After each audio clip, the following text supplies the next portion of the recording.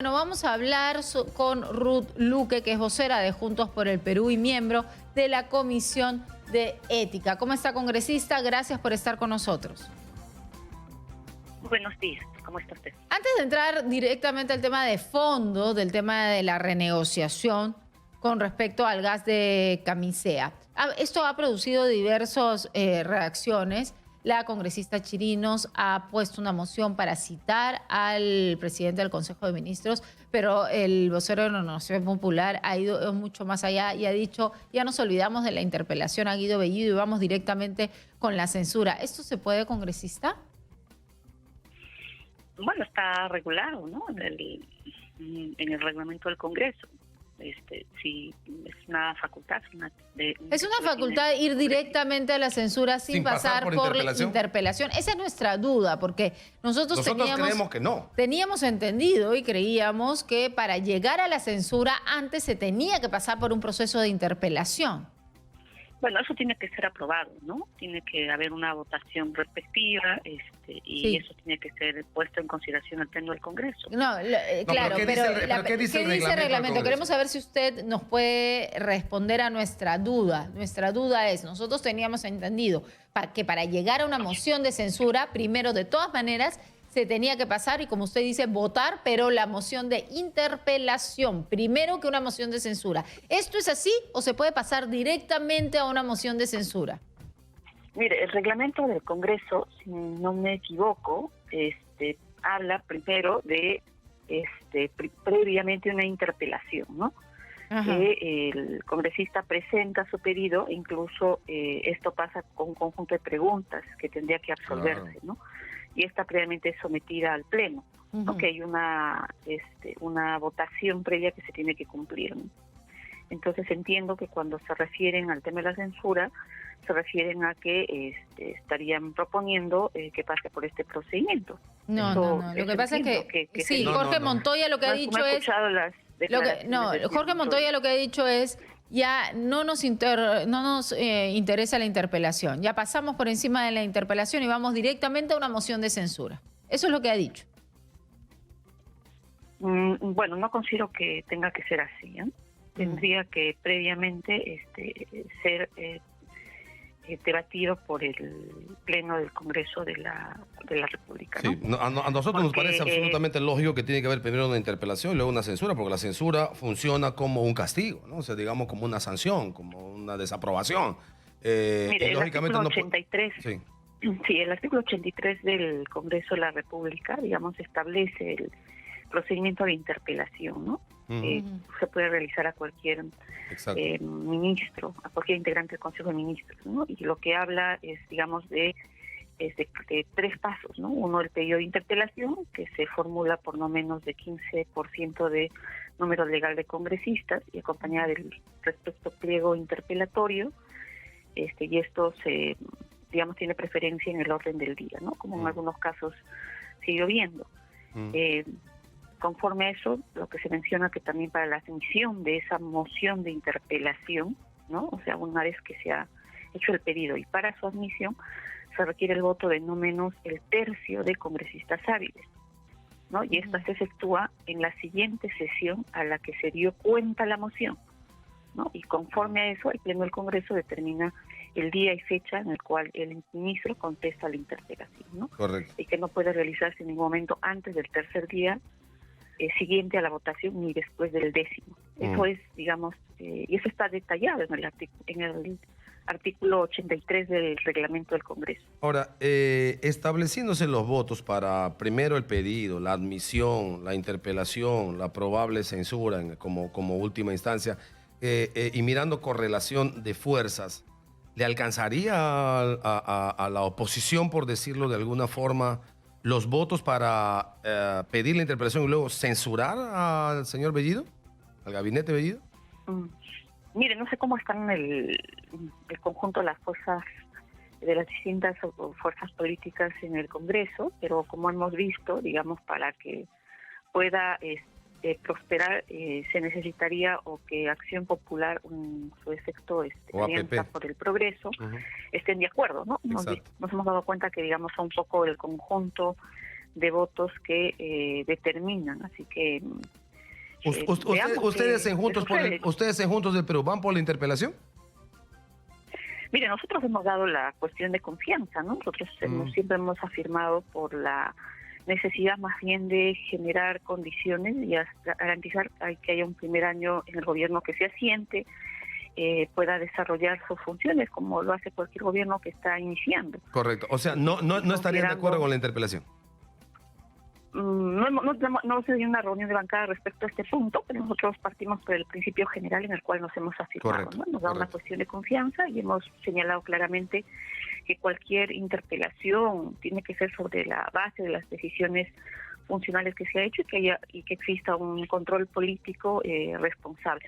Quiero señalar además, mire, justo precisando el artículo 86 del Congreso, dice claramente en el inciso A, dice, la moción de censura la pueden plantear los congresistas luego de la interpelación. Por supuesto. Listo, entonces está clarísimo. Por supuesto, lógicamente. No procede de manera directa. Bien, y en el tema de fondo, ustedes Juntos por el Perú, ¿están de acuerdo con una renegociación y una posible nacionalización si es que no se da esa renegociación con, por ejemplo, el tema del gas de Camisea?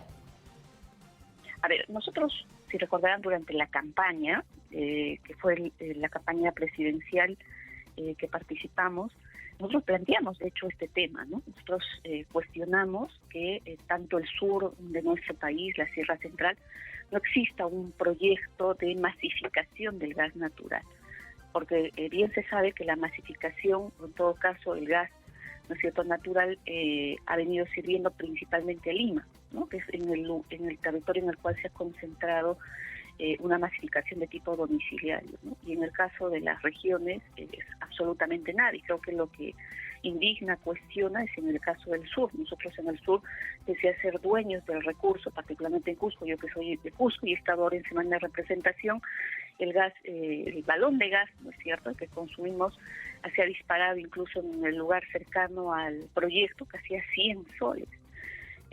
Así que creo que eso es un poco lo que indigna a la población, ¿no? Cómo es que garantizamos y cómo es que planteamos que nuevamente se garantice un tema de masificación. Hay que recordar además que en el año 2016 varios candidatos, entre ellos la propia señora Keiko Fujimori, el propio señor Barrenechea, incluso el señor Ollanta-Humala en su momento, en 2011, plantearon el tema de la masificación, se habló sobre la recuperación. Sí, pero esa es una cosa, ¿no? Congresista. Ese siempre, ya, pero lo que quiero señalar, eso siempre ha sido parte ya, del debate. creo que siempre hemos partido de un proyecto de masificación. Sí, pero creo que hay una confusión, porque una cosa es pedir masificación, renegociación y otra es nacionalización. No, pero ese proceso de masificación se puede tratar perfectamente a través de una renegociación. Pero nuestra pregunta es respecto al tema probable, nacionalizar el gas de Camisea si no se renegocia. ¿Ustedes en Juntos por el Perú están de acuerdo o no? Mire, nosotros sí, ¿no? Por supuesto. O sea, sí, yo creo que hay que primero definir qué cosa estamos... Primero, que yo creo que es fundamental qué cosa significa nacionalizar. A nosotros nos parece importante que se abra el debate, pero creo que lo que más que quedarnos en el título, necesitamos qué cosa estamos hablando de ello, ¿no? Y por lo menos en mi opinión, la nacionalización del gas significa que este recurso se ponga en beneficio de los peruanos, ¿no es cierto? Y eso implica, pasa por un proceso de renegociación, ¿no es cierto? Que se pueda pensar fundamentalmente en el interés nacional. Y para eso tiene que evidentemente hacerse en el marco de los procedimientos legales. Y me gustaría, porque lo que usted nos está diciendo de masificar es diferente a lo que ha dicho tanto Guido Bellido como el mismo Vladimir Cerrón, de las utilidades, de una mayor cantidad de utilidades para el Estado peruano. Y además tenemos más preguntas para hacerle, congresista. Y estábamos justamente hablando del tema de gas de Camisea. Y estábamos hablando, congresista, del tema de la masificación y que ustedes están de acuerdo. Usted nos ha dejado claro que están de acuerdo no solamente con un intento de renegociación, si es que no se da esa renegociación, de una nacionalización. Pero lo que ha dicho Guido Bellido y que ha sido refrendado también por Vladimir Cerrón es el tema de mayor utilidad para el Estado, para el gobierno. En ese punto, congresista, ¿ustedes también están de acuerdo que tiene que haber más utilidad para el gobierno? A ver, mire, el Estado, en el marco de las reglas legales actuales que tenemos, y hay que aquí señalar de manera clara el artículo 66, si no me equivoco, de la Constitución Política, señala, ¿no?, que los recursos naturales, sean estos renovables, no renovables, son patrimonio de la nación, ¿no es cierto? Y el Estado es soberano en su aprovechamiento. Entonces, esto lo dice la Constitución Política actual. Entonces, en el marco de esto, entiendo que el Estado puede hacer, digamos, esta labor de renegociación. Eso sí es posible. Y en mi opinión, digamos, cuando hablamos de nacionalización, lo que estamos hablando en concreto es que que este recurso natural, ¿no es cierto?, este recurso que nos da la naturaleza, se ponga en función de los claros objetivos del desarrollo nacional. ¿Cómo?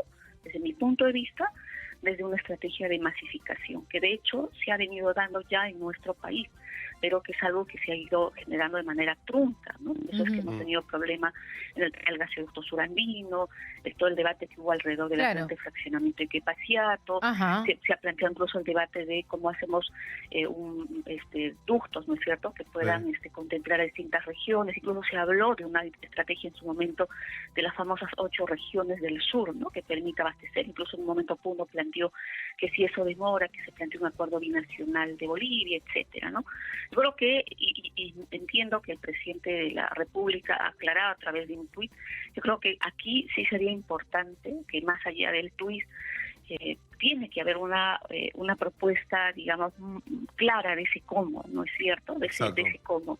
Exacto. ¿No? Eso porque por ejemplo, en el tema... No entrar en quién dijo, no dijo, exacto, ¿no? Porque si no, quedamos el tuit de tal, el tuit versus tal, ¿no? Porque mucho de lo que usted está diciendo... Más allá de los tuits, él ha hablado de una renegociación con respecto a las utilidades.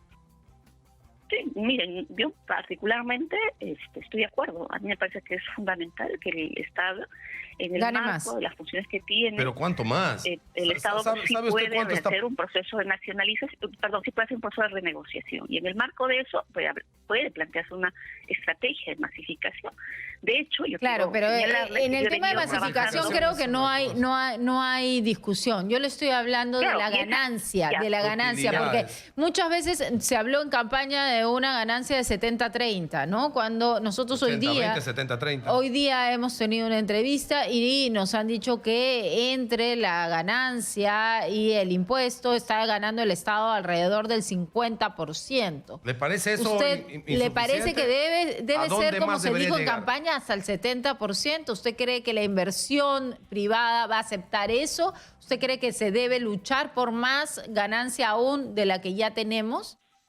Mire, yo creo que un reto fundamental es cómo ajustamos esas políticas públicas, que no tiene que ver solo con el tema del gas, sino también con el tema minero, ¿no?, que serían sectores estratégicos o hidrocarburos en términos generales, que nos permitan nosotros como país el beneficio, ¿no? Y esa tarea estratégica tiene que enmarcarse de cómo le sacamos un mejor provecho, ¿no? En un contexto... Pero en concreto, ¿cómo le sacamos mejor provecho a Camisea? Ahora mismo están pagando 30... Yo creo que eso es parte... Pero déjeme plantearle la pregunta, señora Luque. Déjeme plantear la pregunta, porque yo me imagino que a estas alturas del partido ustedes deberían tener la cosa clara. Y cuando digo ustedes, digo Juntos por el Perú, porque han intentado ser gobierno, tienen un plan. De hecho, Pedro Franque era probablemente el hombre más importante en lo que significa economía. Ahora mismo está pagando 37.5% por concepto de regalías. Esto significa 10 mil millones de dólares en los últimos 4 años. Y está pagando impuesto a la renta, Camisea, lo cual suma entre regalías e impuesto a la renta poco más del 50%. ¿A usted eso le parece insuficiente? ¿Hasta dónde deberíamos llegar? ¿Hay que ampliar regalías? ¿Hasta dónde? ¿A 40, 50, 60? ¿Hay que ampliar impuesto a la renta? ¿Cuál es la propuesta de Juntos por el Perú en relación a este tema de renegociar utilidades con Camisea? ¿O ustedes creen que no hay que ir por esa línea, sino por otras líneas? Sí, nuestra propuesta, cuando planteamos, digamos, cómo recuperamos esta capacidad de soberanía energética, lo planteamos en la línea de la masificación. nosotros planteamos, incluso si ustedes recordarán en nuestro plan de trabajo, propusimos la creación de una autoridad nacional de masificación de gas, ¿no? Y eso significaba un conjunto de estrategias de parte del Estado para garantizar que el gas, ¿no es cierto?, llegue a la mayor cantidad del domicilio de peruanos y no esté centralizado, como en este caso en Lima está, sino principalmente en el sur. De hecho, yo estoy preparando una iniciativa legislativa al respecto y me he venido reuniendo con distintos sectores del país. Me reunió con el conjunto, por ejemplo, de Conugas, que es un conjunto de poblaciones aquí en Lima, que están agrupados y cuestionan el precio del gas domiciliario con una serie de dificultades que se están atravesando. Sí, esa fue nuestra propuesta en concreto. Ya, entendemos, pero le estamos tratando de preguntar sobre otro tema, pero no encontramos la respuesta. Muchísimas gracias, congresista Ruth Luque, por estar con nosotros, vocera de Juntos por el Perú.